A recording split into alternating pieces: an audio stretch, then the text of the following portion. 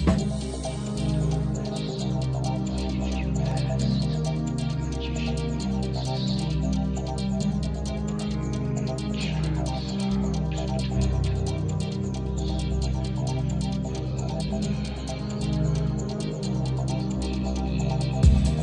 everyone. Welcome back to Ghostwood, the Twin Peaks podcast. I'm your no longer nasally challenged Charles Skaggs. And with me here to talk some Twin Peaks is, of course, Sand Sprouse. Hi, everybody. Hey, Charles. How you feeling after your nasal surgery? I can breathe again. I can breathe again. Nice. Yes. So, oxygen is my friend. What is that Robert Plant song? That one from like 1985. I can breathe again. What is that? That one. What is that song called? Little by Little. Little by Little. Yes, that's it. Yeah. I can breathe again. I can breathe again. Yeah.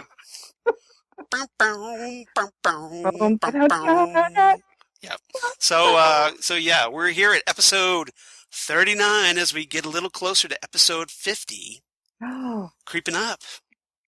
You put up with my nonsense for almost 50 episodes, so that's impressive. Trust me on this. I see that as the other way around. No, it's not. So what are we going to talk about today? We're going to talk about Cooper's Dreams, which not quite sure how that title really fits in this episode because Cooper doesn't really dream in this episode, and he's already had that one dream sequence, and so I don't know where this dreams, plural, comes from. Well, he does prevent a dream coming true at the very end of the episode. We'll give him that much. Oh, this is true. We'll talk about that here. She's 18 years old, Diane. Hey now. Yes. Yeah. So we'll talk about that. So, we're going to talk about this is episode 5, the 6th episode. Yes, episode 5, the 6th episode. And, which aired on May 10th, 1990, written by Mark Frost. So already there's an upgrade in this episode. So you know it's going to be good times. Yep, great dialogue in this one, actually. Directed by Leslie Linka Glatter, who's directed a few episodes of this. And we get the introduction of Don Amendolia as Emory Battis, the very skeevy Emory Battis.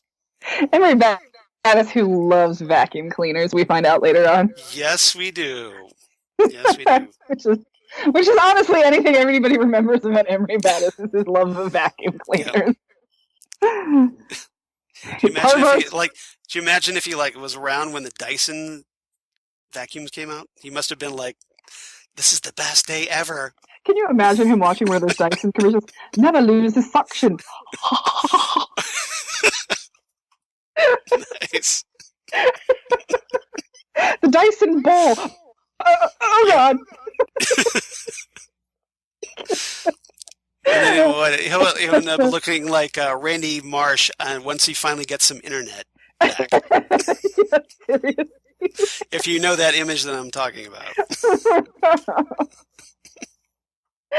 So yeah, seriously, I wonder what Emory Battis would think of this bagless era. Yeah, we needed to find out. We never did get an update about what happened to old Emory Battis. Well, he died, didn't he? He died, didn't he? Didn't he die? I think so. I think so. That sounds.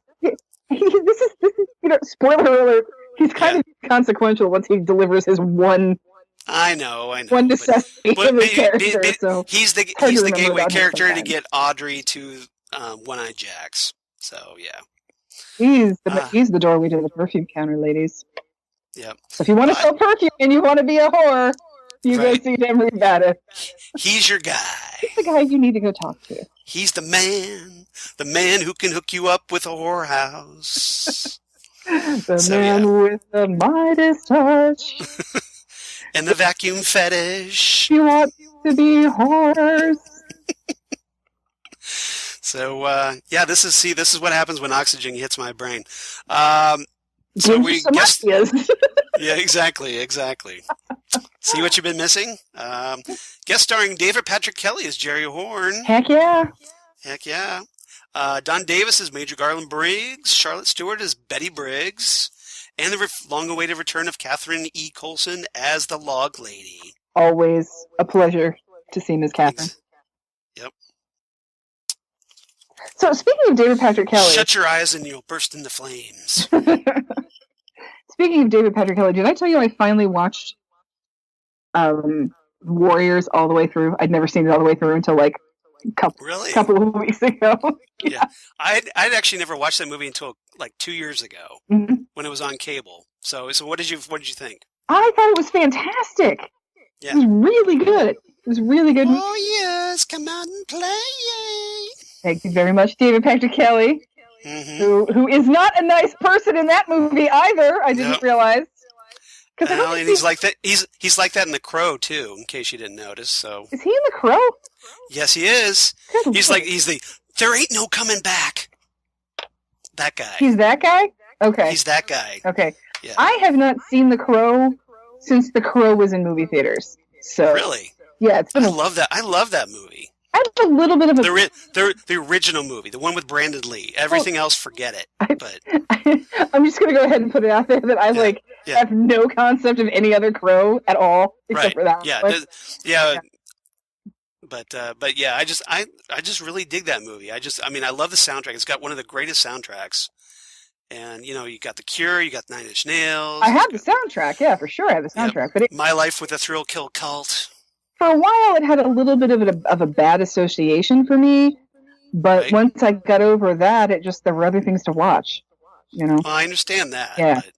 But it is very 90s. So, but yeah, I just haven't seen. I always like watching around Halloween time because it's set around Halloween. So, who gets married on Halloween? Apparently, nobody. Yeah. That's harsh, but yeah. Yeah, I had a friend who got married on Halloween, and I asked him that question, and he just laughed, and he's not married to her anymore. Yeah. So I felt bad for quoting that. He's much better off, let me tell you. Right. All right. So everybody get your episodes queued up.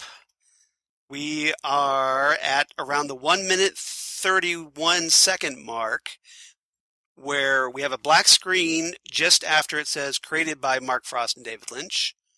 So get all that nice and situated. And when you're ready, I will count us down and we'll all magically press the play button together. All right. All right. So we'll count us down. 3, 2, 1. Play. All right. Oh, my goodness. We have new guests at the Great Northern.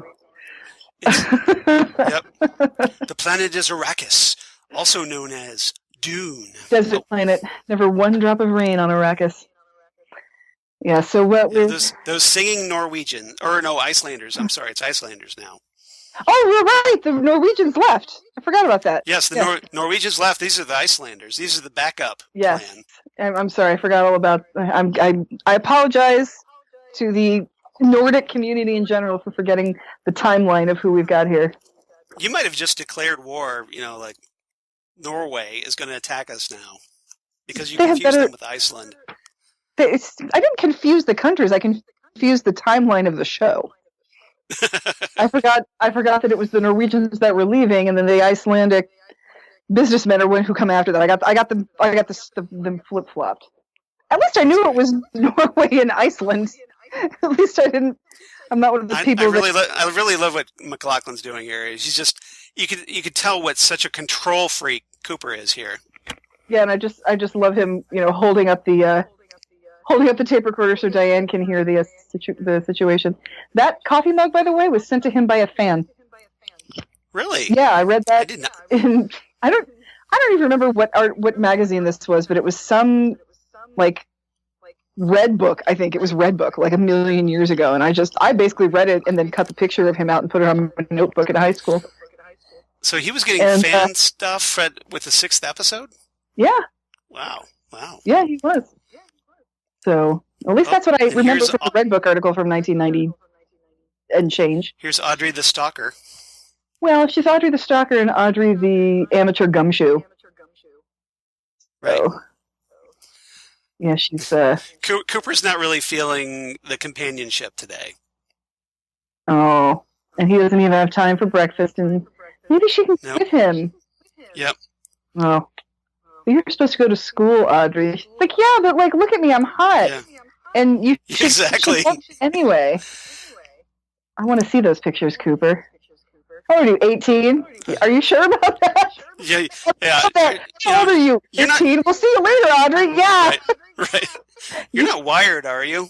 We're all going to see her later, Agent Cooper. God, can you imagine being 18 and having somebody that beautiful just basically living in your house with you?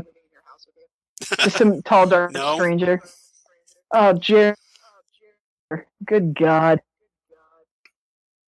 So tacky. Here's Ben working on his lung cancer. Jerry in wingtips and a leather duster. And there's probably a bolo tie in there somewhere. But what are they on? Nitrous oxide? Oh, throwback to somebody else we might know. We know anybody else who's on nitrous oxide? Frank Booth, perhaps? Oh, her name is Heather. I know guys like this at work who, like we try to drum up business with other clients, and they, they take representatives from the city or whatnot out for dinner and whatnot, and you see all this stuff, all this kind of like schmoozing and all this partying just to get work with certain clients. I think that's so funny. Crazy. It's like, show me a good time and get me laid, and I will do the contracts. Right.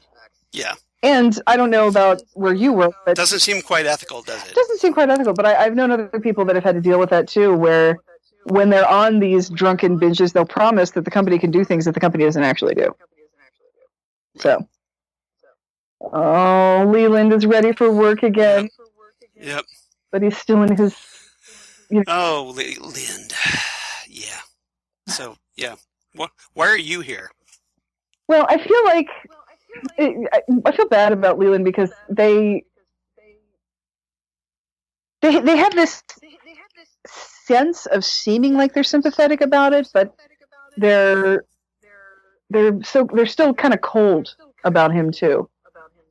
That he can't. You notice they waste zero time kicking him to the curb.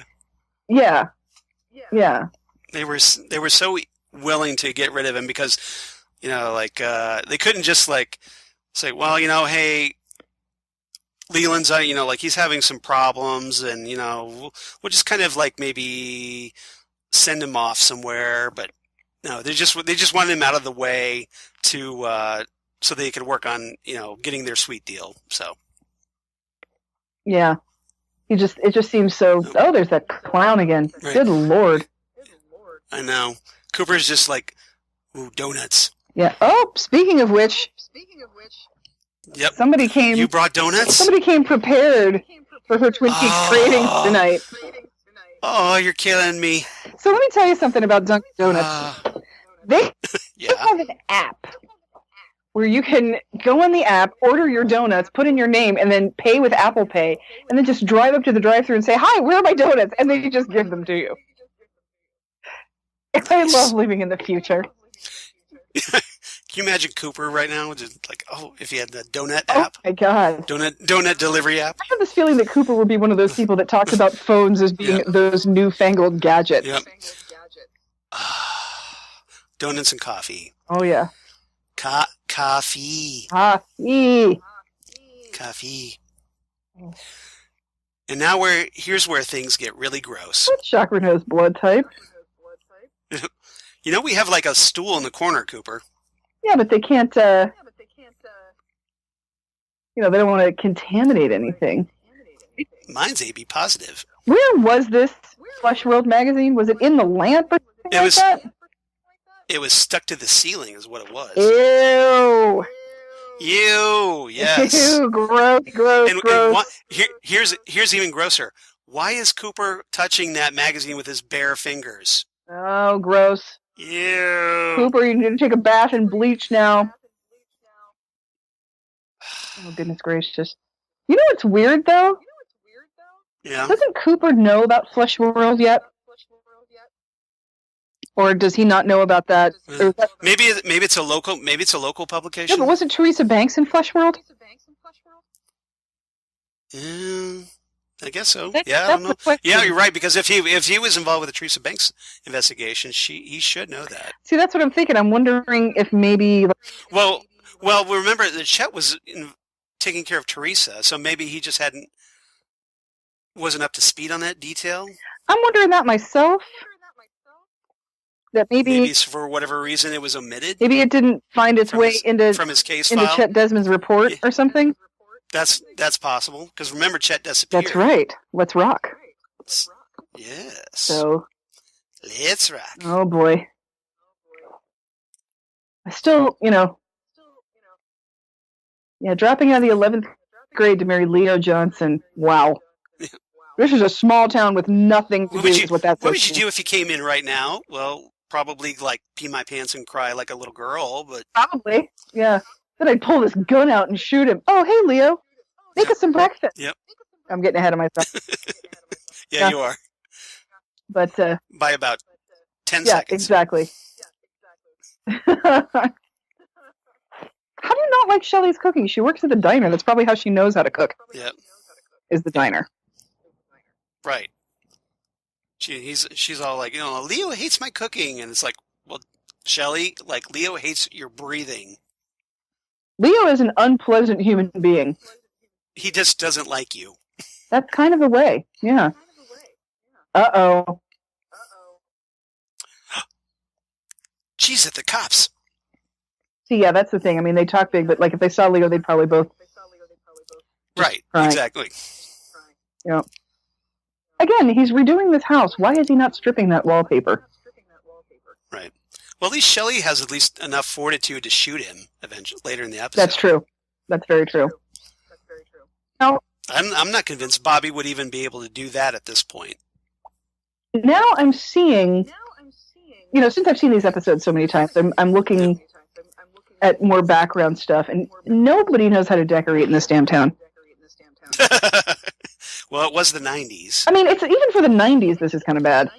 Yeah. I mean, even for like the late 80s, out in the middle of the woods, it's kind of bad. Yeah. Like, what is that? Like kitties and butterflies on the kitchen window next to the phone?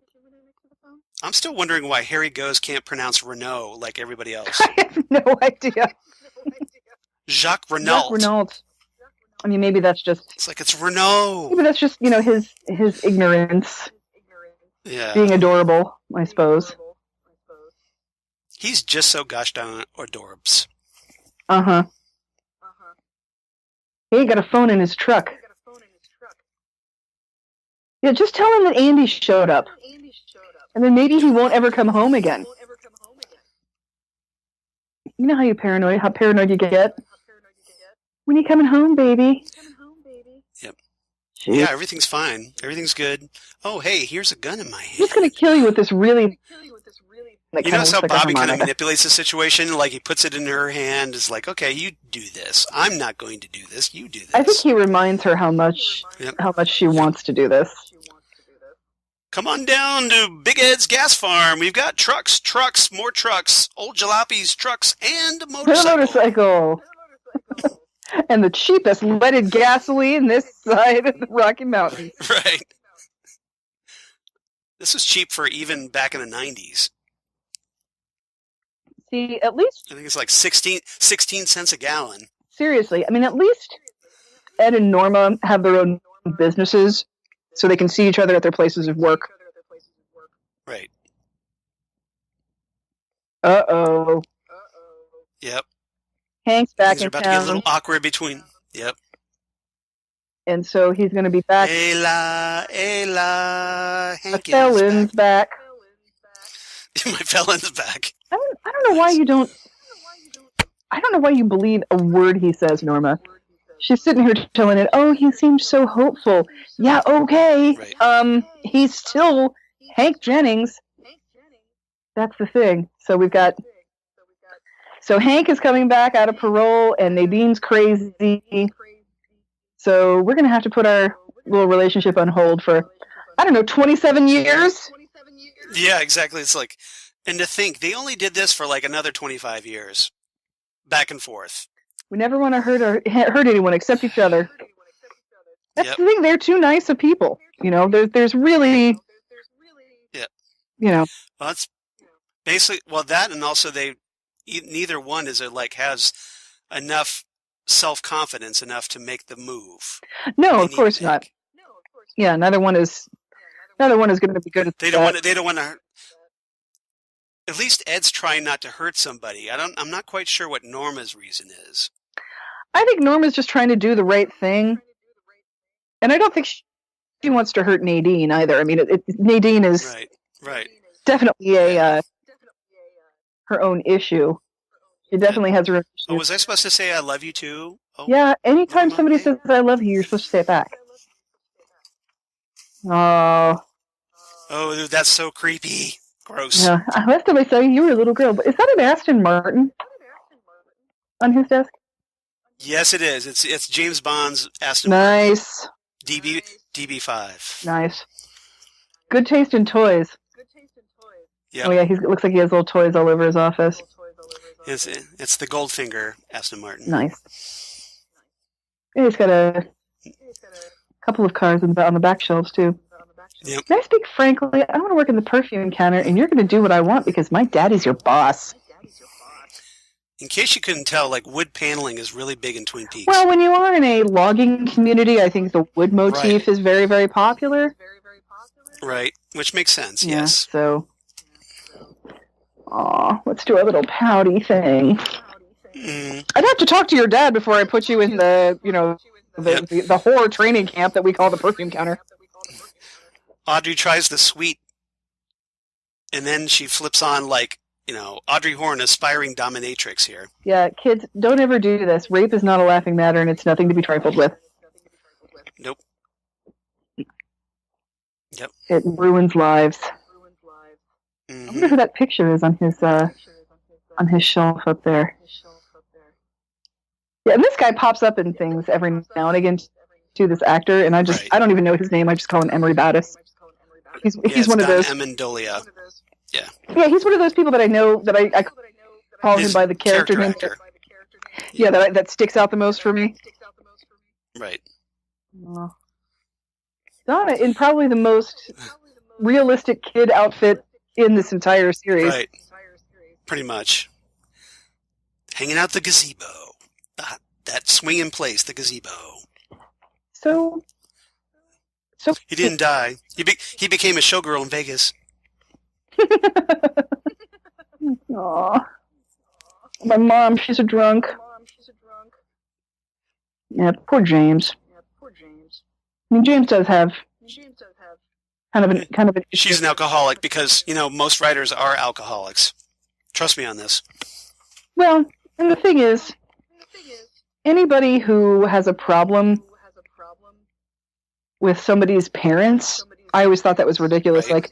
Like, your dad is such and such. It's like, yeah, like if there's anything I can do about that, I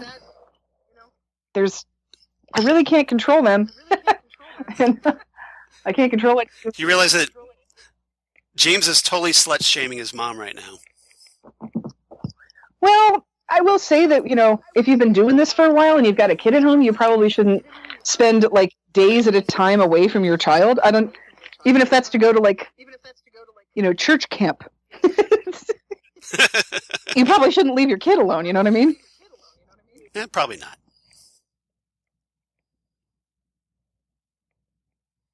So they come from two different worlds, but they still love each other. Yes. Oh, those gigantic 90s headbands, those were so great. Everything in the 90s was gigantic. James has a really bad spiky haircut here. I think he's one of those guys that just is going to have that hair no matter what happens. Yeah. So it's like he gave it to himself. He probably did. It's not even at all. It's like, well, I was trying to save a couple bucks. Chop, chop, chop. Oh, heck yes, Jonah. A policeman's dream. Heck yeah. So I want that plate so bad. So where did that... See, they give you the donuts to test your guilt, to see if you're guilty. And if you don't eat them, you're guilty. I ate the whole plate.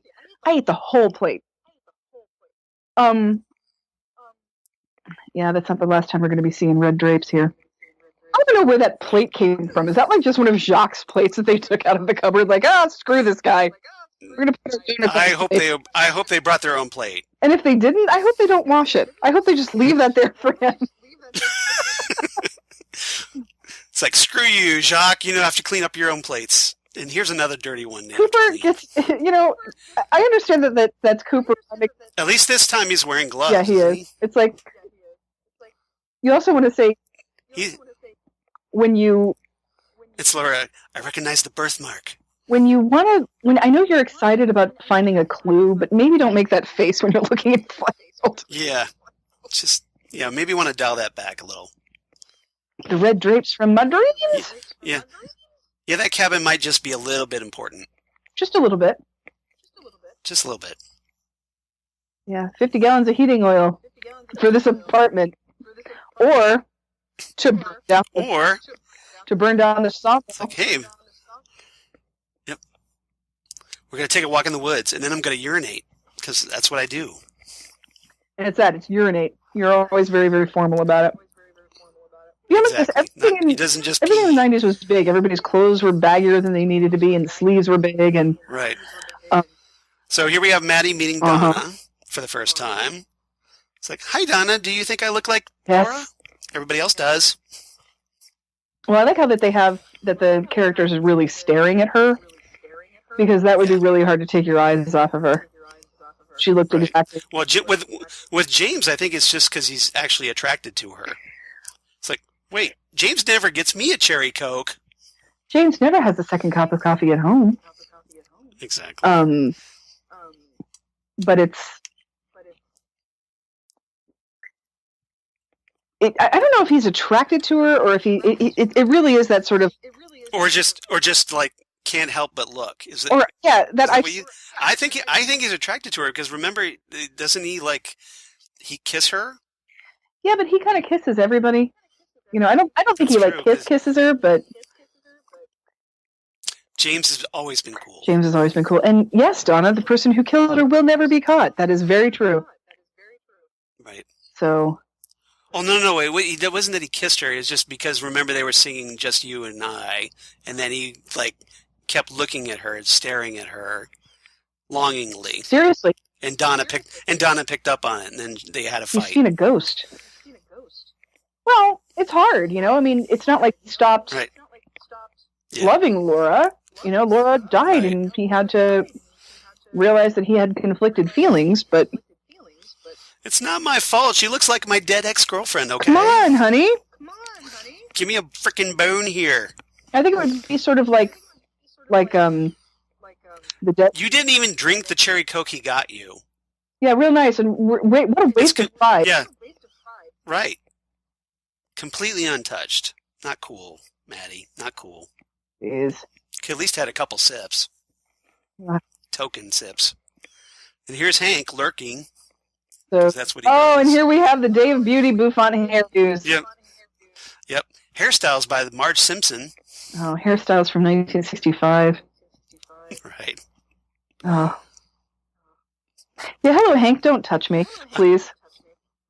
Yeah. How'd you get a ride in? Oh, I hitched a ride on the back of one of those logging trucks. Norma, what is up with your hair? That Leo's so impulsive. God, stop looking at her. So gross. So do we know how long Hank's been in jail? I can't remember. Earn your way back into her heart. You were never in her heart to begin with. They probably talked about it during the parole hearing. Yeah. Were you ever even in her heart to begin with, Hank? Yeah. Seriously. It's just... Well, technically they're still married, so yeah. Yeah, but she never, I think... Because Norma never pulled the trigger on that, so they're still married. Poor Chet. Invitation to love. Invitation to, knock Chet to the ground. Chet is down. Chet is down. I thought there was going to be so much more to this soap opera because they kept showing so much of it. Oh, there should be. Somebody should be doing fan films of Invitation to Love. Those are so great. Those stupid panther sculptures. My parents have one of those somewhere, and I love it. Oh, family therapy goes really well when your dad is in the military and your therapist is Dr. Jacoby.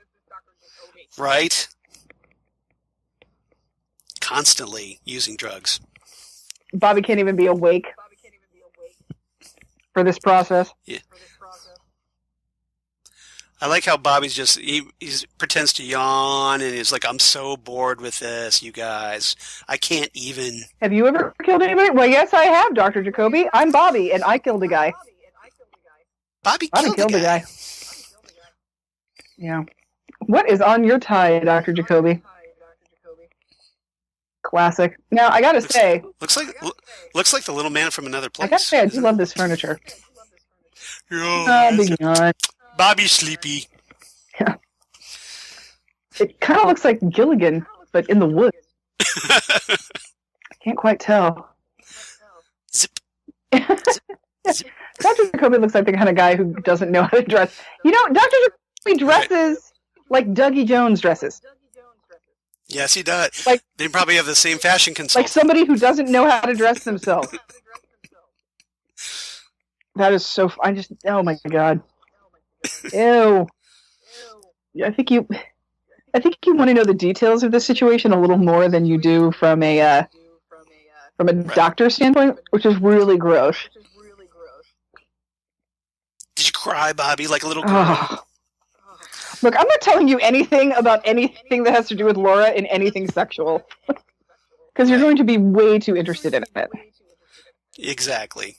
And you're going to be playing the tape over and over again on your ginormous headphones. It's so gross. And here's Dr. Jacoby's office. Petting your coconut. Yeah. Dr. Jacoby's office. If Hawaii were in a basement.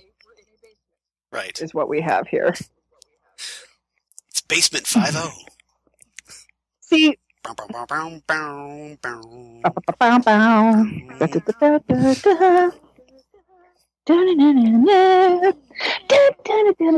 Anyway, I got you started, didn't I? You got to finish it. You got to do the whole thing. It's so catchy. It is very catchy. I think the Ventures. I think this is an interesting thing about the Bobby character is that Bobby seems like such a hard ass, but well, it's all facade. His hard ass was because because Jacoby takes all of 5 minutes to get him breaking down crying. So, well, I think Bobby too. I think most of it is he doesn't want to do what his father does, and he doesn't want to confide in his father, but he needs somebody to talk to this about because what happened with Laura was really scary, was really dark, and Bobby killed a guy. Yep. I mean, Jacoby actually gets him to open up a little. Yeah. Yeah. So this is probably Bobby at his most real in the original series. I think so. I think most definitely. And even in the return, Bobby, he's more of the good cop. We all know who the bad cop is, Chad. Right. So Chad. He's definitely the good cop, but man, it brings back some memories. Yes, he gets very emotional, and it's and you sort of had to stop and think like, oh yeah, that was her boyfriend. They were very close. I mean, she was very close to James, but she and Bobby were very close too. With their doing their drug deals together and stuff. And this is Laura Palmer's theme. It's so sad and tragic and depressing and maudlin and bummer. This is Laura Palmer's theme. It's Laura Palmer's theme. Now there's a crow. Meanwhile, Winterfell. Attempted murder. So. Oh, somebody's been. Hawk. Well, he proves it. He's a tracker. What's Hawk's last name? Well, it's Tommy Hawk Hill. Hawk is that's his nickname. Right. Hill. Yeah. Yep. That's a really nice looking cabin. These are not the cabins you're looking for. I was going to say that's a really nice looking cabin to be owned by Jacques Renault. Because the Jacques Renault cabin. Maybe it's a timeshare. I mean, the Jacques Renault cabin has never had the toilet cleaned, and there's probably Cheeto dust everywhere. Right. Empty pizza boxes and ladies' underwear and magazines stuck to the ceiling. With God knows what as the adhesive. Yeah. Oh. And we're approaching the cabin. That's why it looks too nice. Freeze log. This is the log lady's cabin instead. That's why it's pretty. Right. I love how the log looks like a little dude with his arms sticking out. That's never not adorable to me. Right. I think that's so great. Help me, I'm trapped in this log costume. I can't get out. There's 4 milk cans outside. So I think the log lady is just one more milk can away from being a hoarder house. No cake. Well, screw that. I'm out. Yeah, I'm leaving. No wait a minute. cake. What kind of cookies? Sugar, not even chocolate chip. Man, you just like falling down on the job here, log lady. Sugar cookies. The lobster roll of cookies. Right. I think I told you that I consider the lobster roll to be the blandest, whitest white person food ever on the face of the planet. No, you didn't. Like, well, let's take white bread and butter it. Okay, already, we're crazy. Then we'll take lobster, mix it with a little bit of mayonnaise, and I love that she smacks Cooper's hands. Yes, exactly. And then to add it a little bit of a zing, let's season it with celery salt. Yeah, blandest food in the world. Yep. We're all mad here, said the Cheshire Cat. Seriously. Because it's a tea party. Are they going to have that on the ceiling? Ooh, nice. Look at that gigantic wheel. Is she going to make some giant wagon wheel coffee table? It's a wagon wheel. The stupid. Howdy, folks. Time for timer. Roy Rogers garage sale wagon wheel coffee table. Oh, crocheted blankets. Yep. No home is truly a home Good night, Margaret. Hi, I'm the log. Look at my arms. You still got to feel bad for Margaret, though. I mean... Yeah. Well, yeah. She's obviously troubled. Remember how exciting it was to be married and have your wedding night? And Cooper finally talks to the log. It's your wedding night, you're married, you're excited, you're looking forward to the rest of your life, and then your husband is killed. That's horrible. That's a horrible thing to happen to a person. The owls were flying, they do that.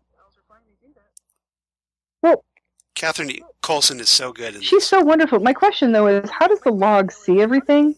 Isn't it just in the house with her? Well, the log is, has probably senses everything in the woods because it's connected to the woods. So whatever, maybe as long as there are a tree nearby, maybe it's like it can pick up on whatever that tree sees. Well, and he has that special traumatic I got hit by lightning power. This is true. So, man or girl? Girl. I don't know if that's a sexist comment or if he knows that we're talking about grown men and young ladies. Right. Well, maybe he figures younger than high school, like high school. High school age, yes. Or girls, because we're pretty sure we know who we're talking about. If they were, yeah. See, Cooper knows who we're talking about here. Yep. So, walking through the woods again. Cooper, maybe takes the absolute, most difficult way to do that. He could have just walked around that tree. Owls. That way. This way. I hear Julie Cruz music. Attempted murder. All right. 1. We look down at the photo. 1, 2, 3, 4. Boom. 4. That should be. They should all. I love that shot with all 4 of them. Yeah, they should have a band, and that should be their album cover. It's like a Beatles. That should be a Beatles album cover. Totally right there. a Beatles album cover. It's great. Those profile shots are great. I like how Andy's not here because there has to be one other cop in the entire town staying at the office. Okay, Doc, you stay behind because you're slowing us up, dude. Well, he's also a civilian. They can't. Right.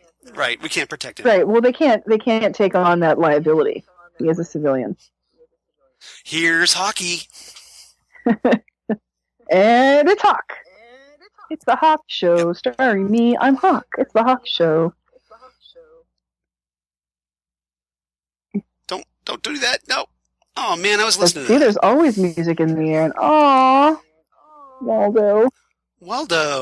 Poor little guy. Yeah, you just opened it and you just exposed it, dumbass. hurting me, hurting No, me. no. Blood, twine, red curtains. Nope. And poker chips. Mr. Jackpots. Yeah, seriously, that Hello. yeah, that clock's paying out. Oh, I think we found the $1,000 chip bite the bullet, baby. with a chunk missing, just the exact size of what was in Laura's stomach. We found this chunk. Now we have the rest of it. Again, $1,000. Together like a puzzle. I mean, Jacques Renault in that apartment, he's going to give her $1,000 to chew on. Right. What I want to know is who's put the poker chips in the cuckoo clock. I think it was Jacques to hide them because nobody expects the cuckoo clock. Nobody expects the Spanish Inquisition. Catherine Martel and spouse. That's So no kiss. It's like, try not to be an alcoholic tonight, two okay? drinks in 8 seconds. Aw. He's a cute man. He's a good-looking guy. Look at that smile. Yeah, who wouldn't like that guy? Come on. I love that they're singing Home on the Range. Well, I think they're probably just doing the most American thing they can think of. Like, wouldn't you Iceland and want to listen to metal? You know, that's... Yeah. Oh. Seriously, do you have any metal by those guys that ate each other's heads? Well, yes, I do. Coming right up. And here's Jerry being creepy. Oh. I think I'm high! Oh. Snuck that in on you. And Leland comes in with the worst breath of the day. And I personally think this is Bob. It's like Bob's trying to keep Leland as normal as possible, but of course he doesn't know how to do that. So... I see it the different way. I see it the reverse. I see that it's Bob trying to let Leland off the leash a little bit, but just dangling him. But I think he's just the sort of... Like he's not letting him be completely him. He's just trying to be a semblance of him. Yeah, maybe, but I still think the... Because he does have pain, and Bob wouldn't feel pain over this. True, but I think right now, where he's like looking around and like... New shoes. Sort of acting like he's fixing his hair, that seems like a Bob move to me. You know, just sort of like, oh, fixing your hair. That's what he... But he doesn't have that intense eye stare that Bob has. He had it for a second. But I don't know, let's keep an eye. Yeah, well, no pun intended. Yeah, let's keep an eye on him. I like playing the game, is it Bob or is it Leland? Yeah, wallpaper! There's a good... Oh my god! Yeah. Well, obviously they redecorated. You know, I think this hotel would lose at least 1 star on TripAdvisor for me with this wallpaper. Sneak. What is this little hidey hole? Into the Audrey Cave. I mean, I'm sure this is some sort of electrical access panel. Don't you think? Right. That's what I think. Don't you think that Ben Horn knows that this shit's there? You know? You would think, but remember, Ben doesn't do that stuff himself. So maybe he doesn't. I want to know, like, how long did it take her to make all these, like, secret, hidden, like, panels and whatnot? Yeah. Well, and also... Bitch slap.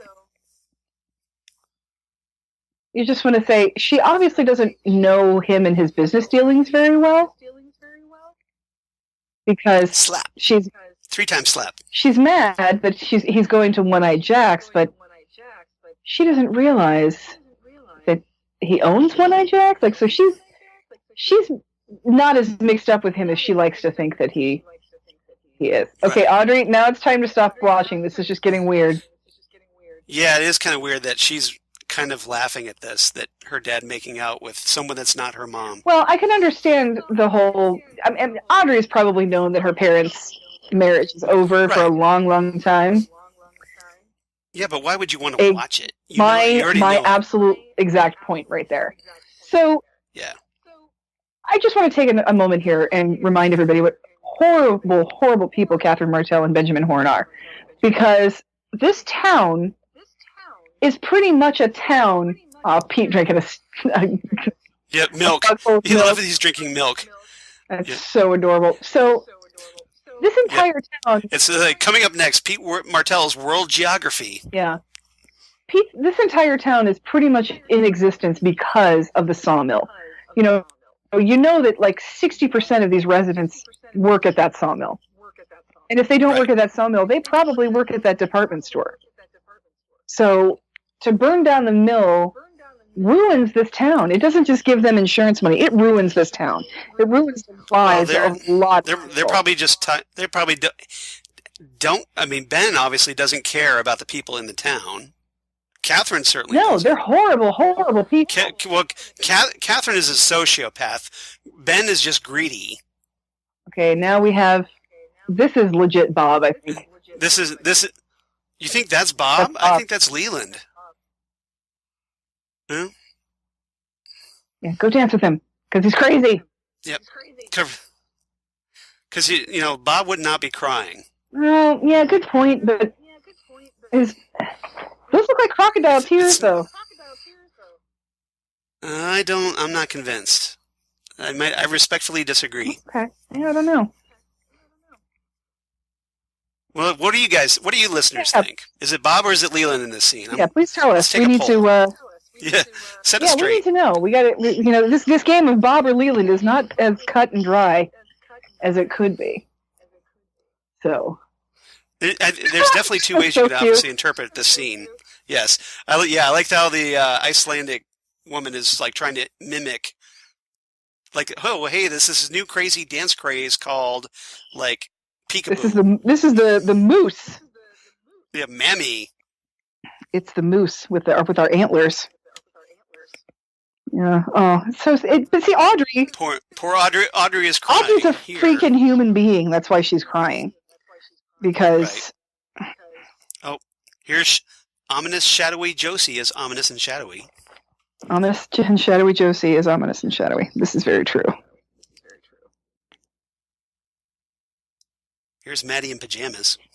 Oh, what are we sneaking around for, Maddie? Yep.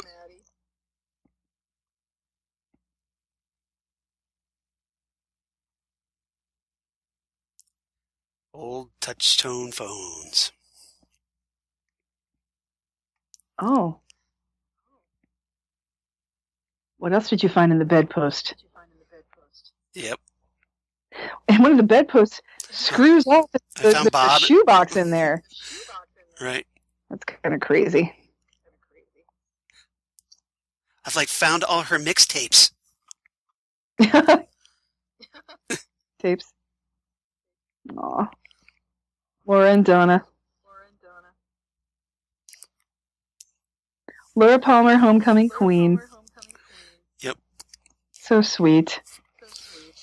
We've shown the photo once per episode, so take a drink. Now, who else is Benjamin Horne in bed with?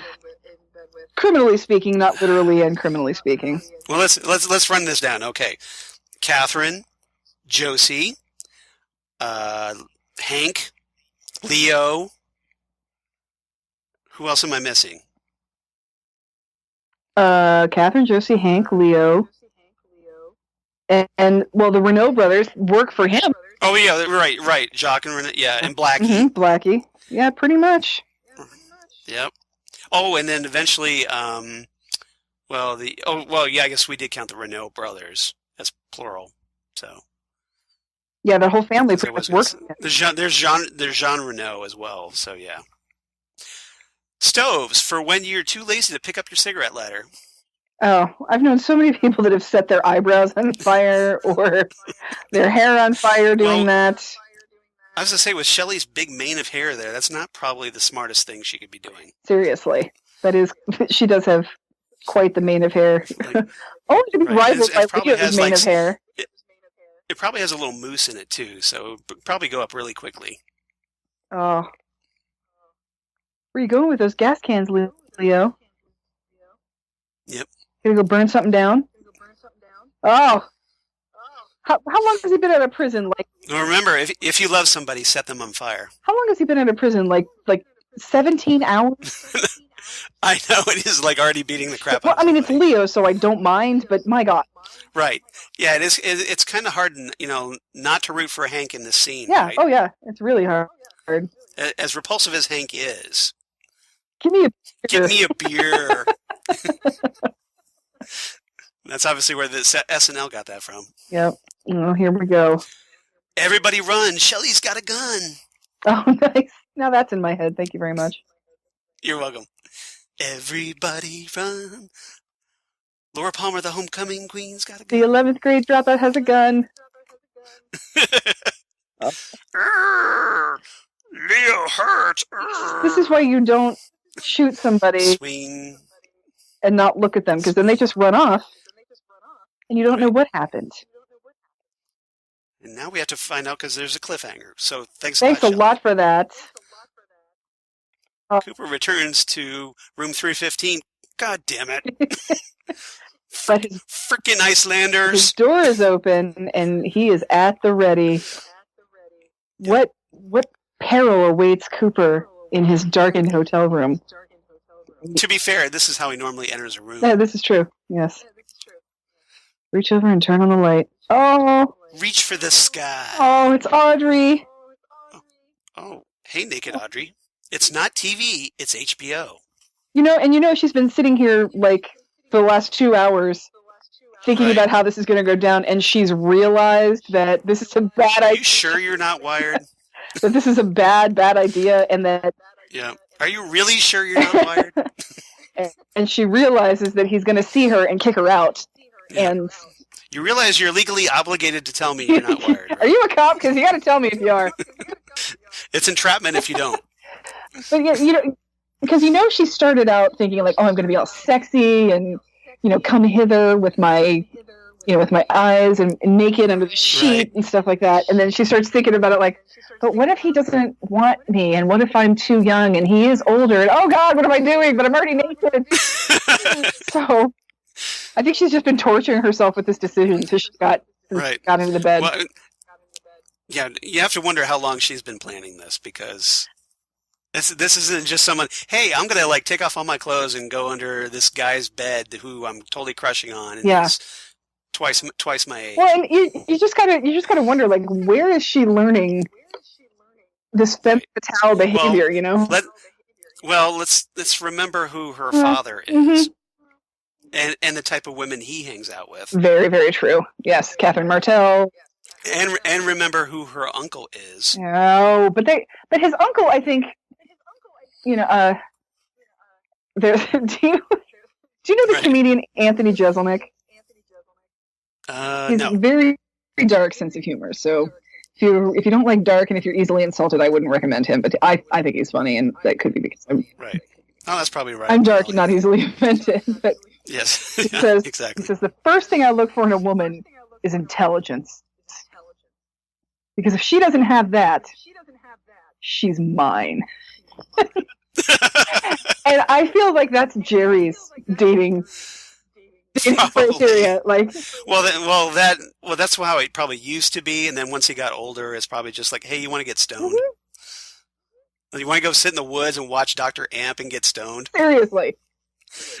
That's probably his move now. Yeah, seriously. I think that, if it didn't work out with Dr. Amp, I think that Jerry and Nadine Hurley would have been a pretty good match, frankly. Pretty much. It was destined. It was in the stars. It was my density. Oh, very nice. I caught that reference. All right. Very nice. All right. So anything else about this episode before we give our ratings? Oh, no, I just, like I said, there's so many tragic things about these characters. Right. And Audrey just breaks my heart. She's so lonely that she doesn't know what to do, so she tries too hard. And I think that's okay. That's a good point, because she does try. She is trying way too hard. Yeah. Here. But I guess she figures, well, he's not like the normal high school boys that she's used to. This is a man, right? This is. But he's an adult, and not just that. He's a special agent, because she always refers to him as her special agent. Yeah. You look like a movie star.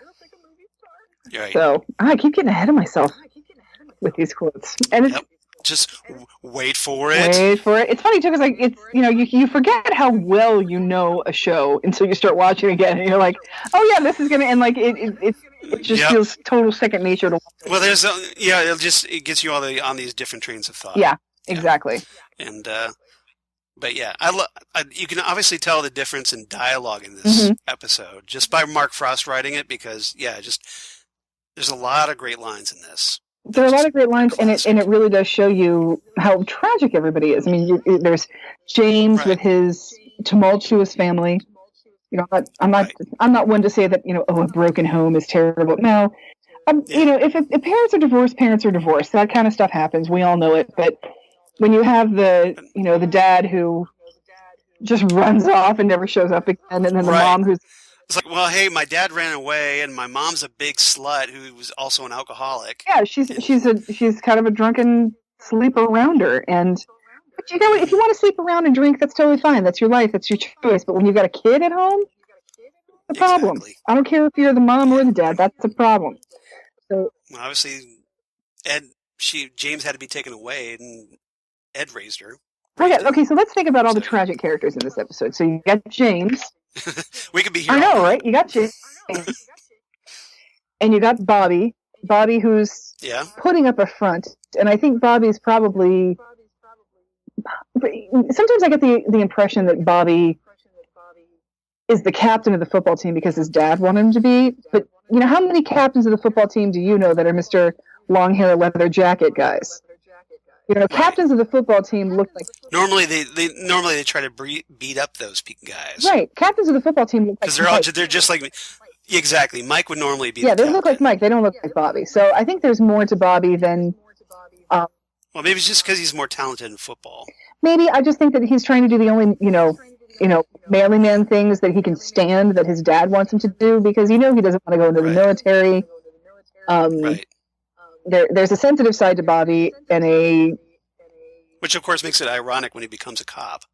But see, it's almost because with Bobby, he's like teenage Bobby is anti-authority, and there's nothing more authority than becoming a cop. And I think the irony is more in the change in him. But not to say that the military doesn't help people, but the cops are more. A cop is more staying in the hometown and helping the people around you that you love. Right. A Bobby thing than it does a Major Briggs kind of a thing. So you've got that. You've got Bobby. You've got James. You've got Ed and Norma.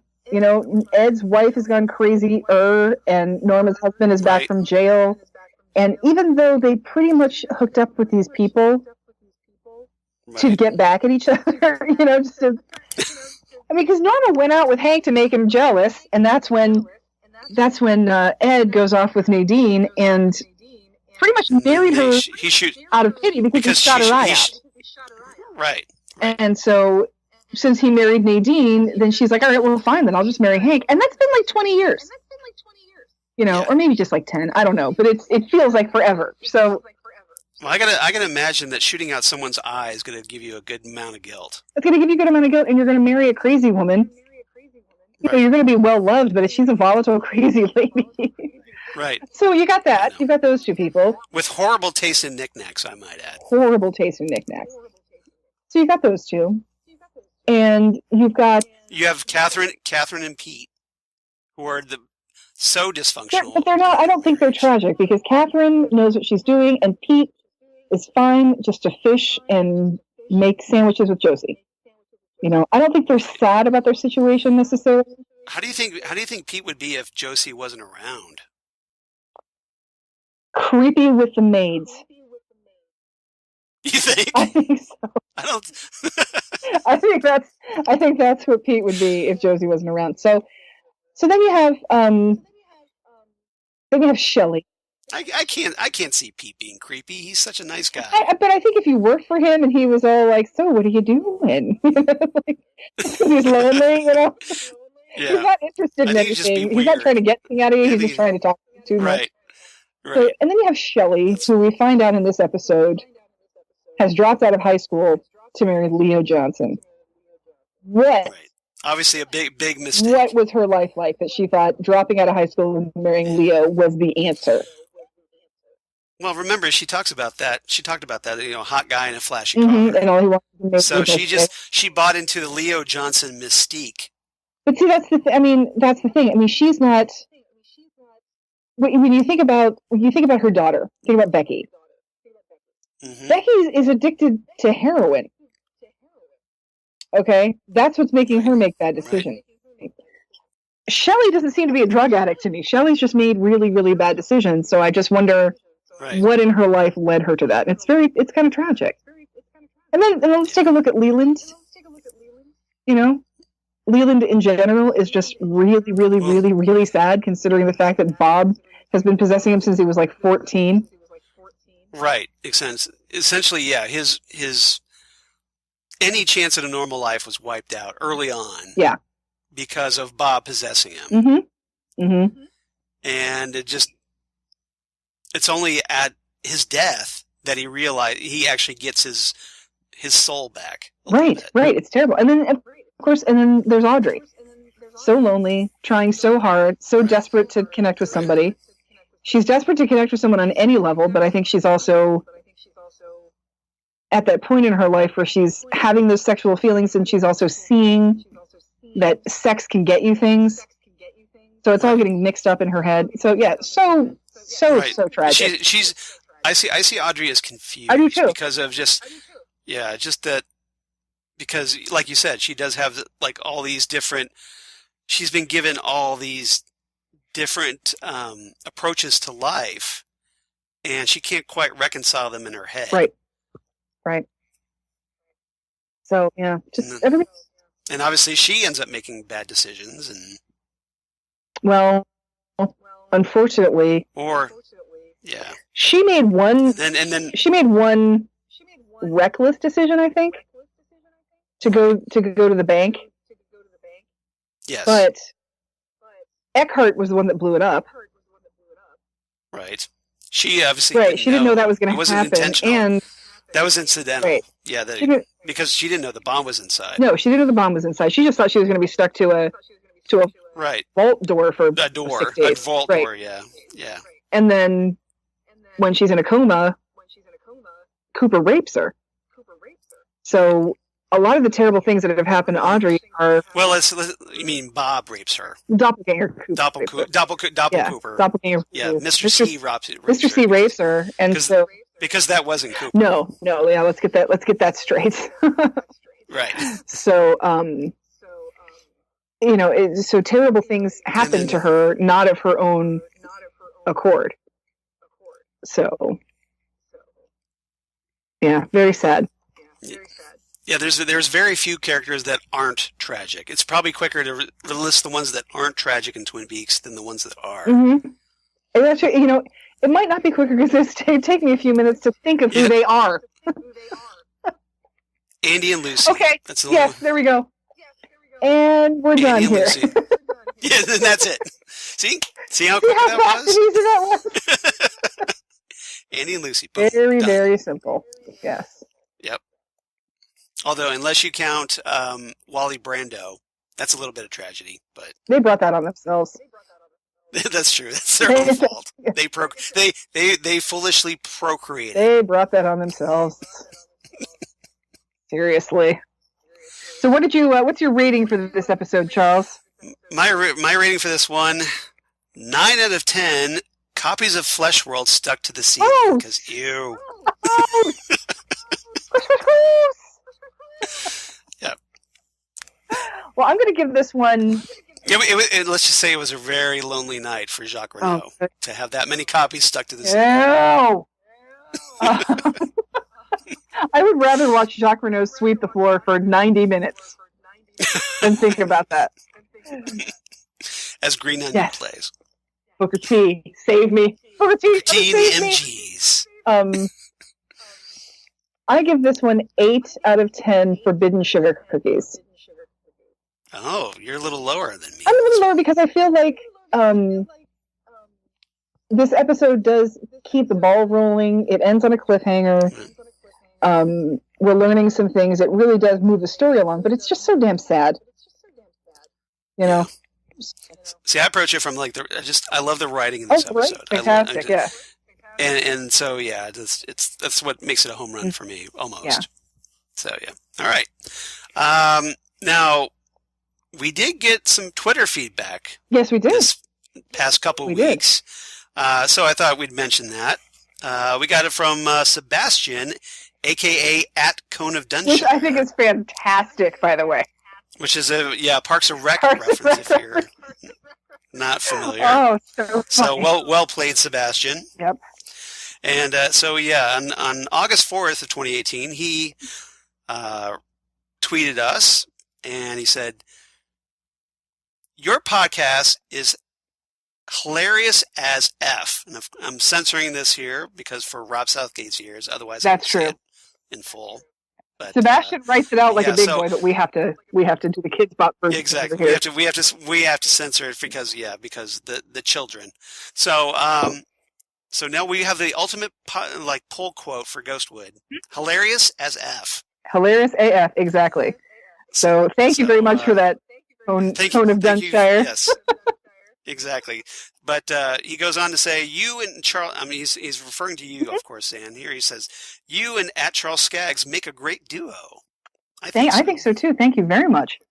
I posted a photo of a new cat that I recently got. We had a stray coming around the house, and now she came in the house. So I posted a photo of the cat washing her face because I think face washing time is adorable when cats do it. And Sebastian commented because I took the picture in my Pez room, and so he finally got to see the Pez room. Right. And then so I started talking back to him about how I loved his username. So then we started talking about the podcast, which is great. So. Yep. Yeah, he goes on. I guess he's talking about our previous episode where he says the Leo Johnson gum joke had me dying. I think you guys know which one I'm talking about. @Udinax19, so inappropriate, but so ridiculous and funny. You chew one brand of gum from now on. So and that'll stem from me pointing out that Bobby spat his gum on their kitchen floor.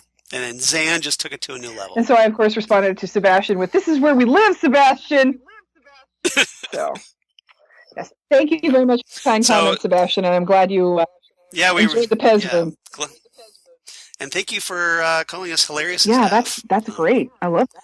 Hopefully everybody else thinks we're hilarious. Oh my God, Charles, now we have to live up to that. We got to really bring in our A. I know. So much pressure. I think we can do it, though. As if you weren't stressed out enough, right? Yeah, seriously. Good Lord. But yeah, hopefully everybody else is enjoying us as well. So thank you again, Sebastian. We really appreciate it.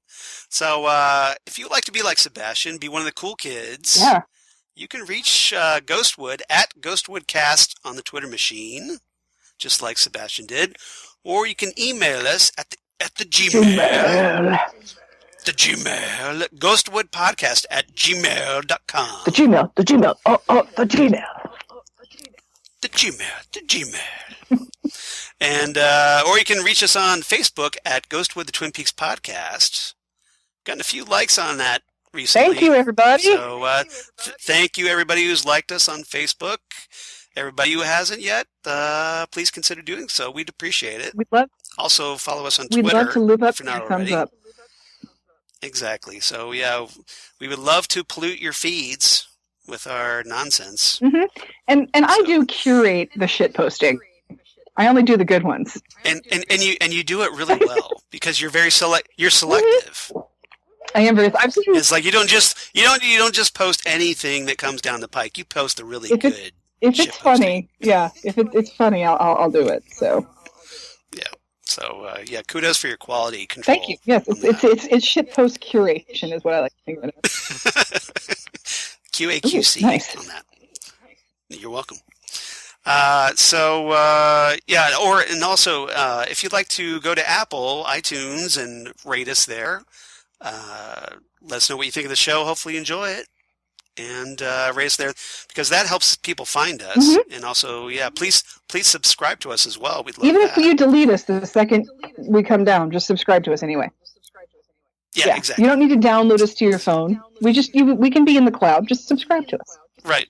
Yep. That's all I ask. Do us a solid. Yeah. Do us a solid. We don't ask that No, much. we don't. I don't think. No, we don't. And as for me, you can reach me at Charles Skaggs on the interwebs or on the Twitter machine, at Charles Skaggs on the Instagram, Google Plus for all you crazy kids in the Google Plus, Facebook, of course, Charles Skaggs in Hilliard, Ohio, or my blog of geeky things. Damn good coffee and hot. Good work, Andy. Damn good coffee and hot, where I talk about Ghostwood and Twin Peaks and all kinds of comic book sci-fi news and all kinds of geeky stuff, and talk about my other podcasts I do for Southgate Media, including Next Stop Everywhere, the award-winning Next Stop Everywhere, the Doctor Who podcast they do with Jesse Jackson, Titan Talk, the Titans podcast that I also do with Jesse, where we talk about the upcoming DC Universe series Titans, and the Phantom Zone podcast that I do with Karen Lindsay, friend of the show, where we talk about all the comic book shows that currently air and do our weekly reviews. Which you can't possibly do every week because there's so many of them. Yeah, we were doing like 8 seriously a week, and we had to dial that back because, well, for one thing, the podcasts were like 3 hours long, and we just like, okay, we have to cut this down to 4 because it's just way too much. So we're trying to figure like our 4 favorite ones we really want to talk about. So right now we're talking about Cloak and Dagger just ended, so we're talking about Preacher, Luke Cage, and Winona Earp on Sci-Fi. Oh, okay. At the moment. So if you're into those shows at the moment, give us a listen. Otherwise, the fall TV season will be coming soon, and Lord Almighty, there will be tons of shows. Oh my goodness, yes. Well, and if you're sitting around wondering, like, well, where are the geeks at? Then I got a couple of options for you. First of all, there's always a Southgate Media Patreon. Come check us out, see what you got going on. Then there's also a Facebook group, Geeking Out. If you want to know what's up in, geek current events, geek activities around Central Ohio, come on over to Geeking Out. We'll keep you updated. Yeah. And Zan, where can they find you on the interwebs? I am on the Twitters and the Instagrams as Udinax19. Right. And the Facebook, just as Zan Sprouse. And I can be reached at the Ghostwood page. Yes. I'm not in nearly as many places as you are, Charles. I just have the one podcast. Well, you do more with less. Oh, well, thank you. I have to like overcompensate because, just to make up for being me. So, just to kind of keep up. So I have to work twice as hard being me. Hey, well, at least you're not naked in an FBI agent's bed. You're not trying that hard. I don't think anybody wants to see that. Depends on the FBI agent. That's the thing. This is true. Special Agent Chet Desmond. Oh, heck yeah. Who wouldn't want to see that? Bring that on. Honestly, there's really not anybody in that FBI that I would not mind coming in my room if I was naked in the bed. Right. Seriously. Kyle MacLachlan, Chris Isaac, Albert Del Rosenfeld. David Bowie.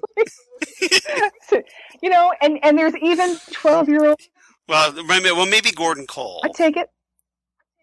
You'd hit that? Yeah. And you would just be like, what the hell just happened? Either that or it would be like really normal. And you'd be like, you would not believe the normal sex I just had with David Lynch. You would not believe it. And then there's still 12-year-old me who was cutting Stand By Me pictures out of Tiger Beat that would take the Kiefer Sutherland. It's a good looking FBI. And I don't even care if David Duchovny's in a dress. It's David Duchovny. You could get him out of the dress. Like the time. Yeah. So yeah. There you go. Even Denise Bryson gets some love. Seriously, this is a good looking guy. However, I think I'm way, way, way out of Laura Dern's league though. Right. I think I've seen Jeff Goldblum. I'm out of her league. Yeah. She kicked Kyle MacLachlan to the curb. So. Well, doesn't she kind of kick everybody to the curb eventually? I would Wasn't think. she going to get married to Jeff Goldblum, but then she did a movie with Billy Bob Thornton, and he came home and his girlfriend was gone? Like, I didn't know that. yeah, I wasn't aware of they that. broke up because of Billy Bob. The story I heard, but that was through Entertainment Weekly, so, I can't, it's not like either one of them told me. Should we do like the Entertainment Tonight theme?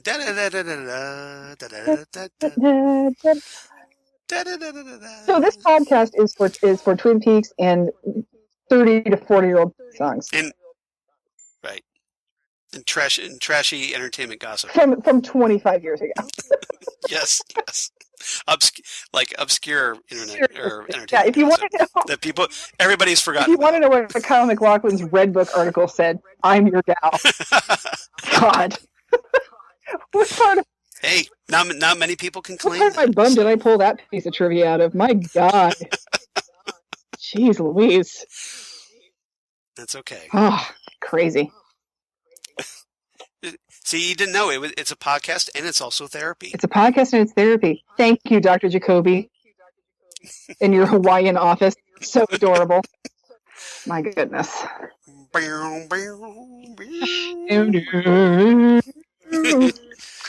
All right. So with that, next time on Ghostwood, in case you're wondering, yes, there is a next time. We're going to talk about realization time. Episode 6, the 7th episode. Exactly. So getting close to the season 1 finale. This is the penultimate season 1 episode. For all of those of you who love the word penultimate. And so things are ramping up. And Audrey's going to get a little closer as she infiltrates to One-Eyed Jacks. A little too close. Little too close. Yeah, this next episode is kind of where everything hits the fan, isn't it? Everything comes to a head. Pretty much. Not just in Twin Peaks, but also on Invitation to Love. This is true. This is true. So hopefully Chet's feeling a little better. From getting knocked out by. You get like lights out, Chet. Goodness. Jeez. All right. Lights out, Mr. Monkey Wrench. All right, so everybody, come on back for episode 40 of Ghostwood as we talk about realization time. It's going to be fun. It will be fun. It will be fun, and obviously we have a high standard thanks to Sebastian. Yes, we do. We do. We have to be hilarious AF. That's on you, Sebastian. But he's our he's our applause meter for us. Exactly. So we got. Hopefully we'll be hilarious as F next week or next time. I hope so. All right. So everybody, thanks again for listening, and we'll see you next time right here on Ghostwood, the Twin Peaks podcast. Bye, everybody.